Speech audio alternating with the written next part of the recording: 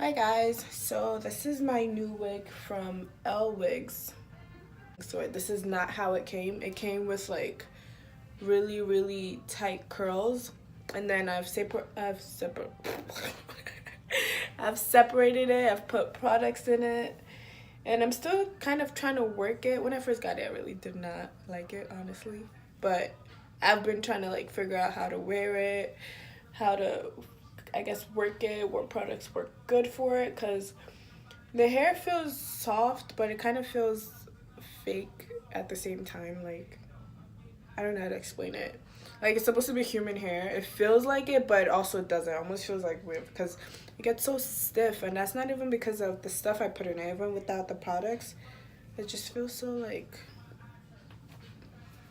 stiff, but it's something you could work with. It's a frontal, like, yeah, I shaved my head again, guys, but anyways.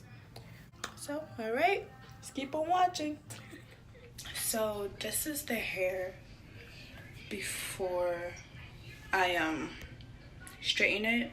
You guys know it's naturally curly. I brushed it out, so now it's all like poofed up, and this lighting keeps going to trash.